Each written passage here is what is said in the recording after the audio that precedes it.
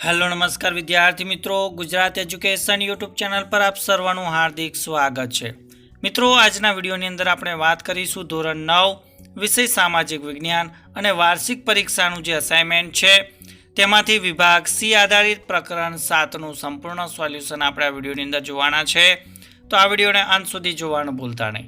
Channel ઉપર જો પ્રથમ વખત આવેલા હો તો ચેનલને સબસ્ક્રાઇબ કરી દેજો અને આ વિડીયોને તમારા અન્ય મિત્રો સુધી શેર કરી દેજો। तो प्रकरण 7 आधारित पहलो प्रश्न है कि फ्रेंच सरकार तेनी भारतमांनी वसाहतो भारतने सौंपी देवा शा माटे तैयार थई हती। तो एनो आपणे उत्तर जोईए तो ईस्वीसन 1950 में भारत सार्वभौम प्रजासत्ताक राष्ट्र बन्युं।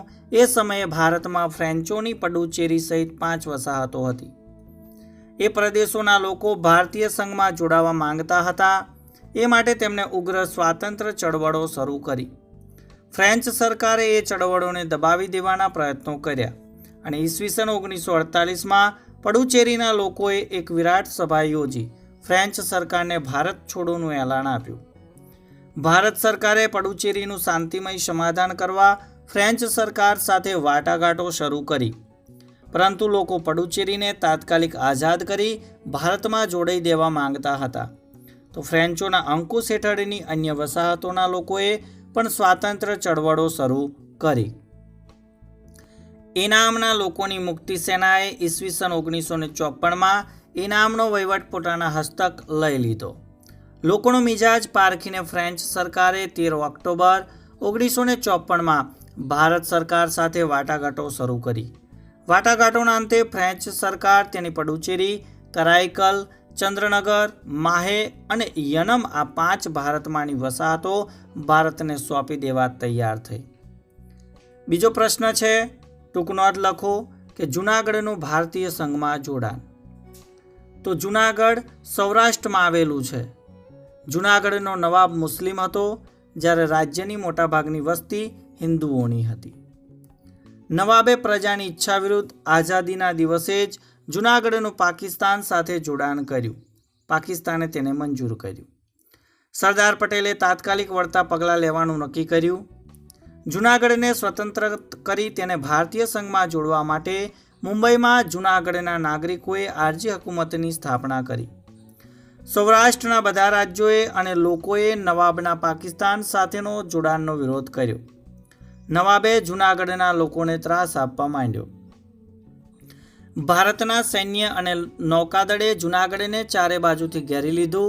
आखरे नवाब पोतानी सलामती माटे पाकिस्तान भागी गयो। 9 नवेम्बर 1947 में भारत सरकारे जूनागढ़ कब्जे कर्युं। ए पछी जूनागढ़ में लोकमत लेवाता लोकोए जूनागढ़ने संपूर्णपणे भारतीय संघ साथे जोड़ी देवानी तरफेण करी। आम सरदार पटेलनी कूणे अने जूनागढ़ना नागरिकोनी इच्छाशक्ति वडे जूनागढ़नुं भारतीय संघ साथे जोडाण थयुं। त्यारबाद प्रश्न नंबर 3, ऑपरेशन विजय एटले शुं ते शा माटे करवामां आव्युं। तो ऑपरेशन विजय एटले भारत सरकारे गोवाने पोर्टुगीज सरकारना अंकुशथी मुक्त करवा शरू करेलुं लश्करी अभियान। ईस्वीसन 1950 में भारत सार्वभौम प्रजासत्ताक राष्ट्र बन्युं। ए समये गोवा, दीव अने दमण पोर्टुगीजोना संस्थानो हता। ये संस्थानो भारतने सुप्रत करवा भारत सरकारे समझावट अने वाटाघाटो द्वारा बहु प्रयत्नों कर्या, परंतु तेनुं कोई परिणाम न आव्युं। गोवाने भारत में जोड़ी देवा लोकोए उग्र आंदोलन शुरू कर्युं अने 18 जून 1954 ना रोज लोकोए मोटा पाया पर सत्याग्रह कर्या। 15 ऑगस्ट 1955 ना रोज हजारों लोकोए गोवा मुक्ति आंदोलन करी गोवा, दीव अने दमण में प्रवेशवा पर प्रयत्न कर्यो। पोर्टुगीज सत्तावाळाओ साथेनी અથડામણમાં असंख्य सत्याग्रहीओ शहीद थया।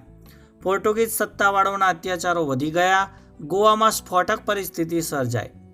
वाटाघाटो, समझावट अने सत्याग्रह जेवा शांत प्रयासोने सफलता नहीं मळे एम लागवाथी भारत सरकारे गोवाने मुक्त करवा जनरल चौधरीनी आगेवानी हेठळ ऑपरेशन विजय करवामां आव्युं। चौथो प्रश्न है कि हैदराबाद में शा माटे पोलीस पगलुं भरवामां आव्युं हतुं। तो सरदार पटेले निजामने समझाववा तेनी साथे वाटाघाटो शरू करी।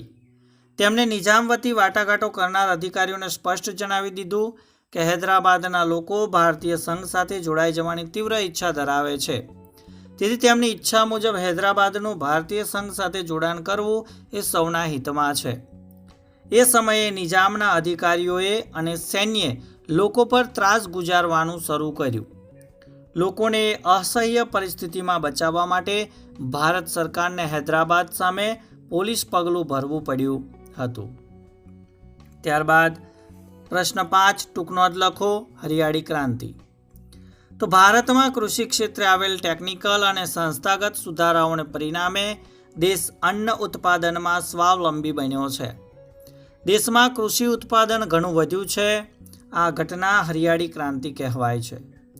ભારતે હરિયાળી ક્રાંતિ સાધી એની પાછળ રહેલા કેટલાક કારણો છે કે મોટા જળાશયો અને બંધોમાંથી કાઢેલી નહેરો વડે વિકસાવવામાં આવેલી સગવડો, અદ્યતન કૃષિ ટેકનોલોજીનો ઉપયોગ, કૃષિ સંશોધન સંસ્થાઓ, પ્રયોગશાળાઓ અને કૃષિ યુનિવર્સિટીઓ દ્વારા મળતું સંશોધન માર્ગદર્શન, ઉત્તમ બિયારણો, રાસાયણિક ખાતરો, જંતુનાશક દવાઓ, વીજળી, પંપ સેટ કે ટ્રેક્ટરની ખરીદીમાં ખેડૂતોને અપાતી રાહતો, ખેડૂતોને આર્થિક લોન કે સબસિડી સ્વરૂપે અપાતી નાણાકીય સહાય, ખેડૂતોને વર્તમાનપત્રો, આકાશવાણી, દૂરદર્શન અને કૃષિ મેળાઓ દ્વારા કૃષિની વૈજ્ઞાનિક પદ્ધતિઓ અંગે અપાતું માર્ગદર્શન તથા જિલ્લા કક્ષાએ સ્થપાયેલા ખેડૂત તાલીમ કેન્દ્રો વગેરે. તો મિત્રો, સરસ મજાના પ્રશ્નોનું સોલ્યુશન આપ્યા વિડીયોની અંદર નિહાળ્યું. તો વિડીયો ચોક્કસથી ગમ્યો હોય તો લાઇક કરજો, શેર કરજો અને ચેનલને સબસ્ક્રાઈબ કરજો. નેક્સ્ટ વિડીયોની અંદર મળીશું. ત્યાં સુધી જય હિન્દ, જય ભારત.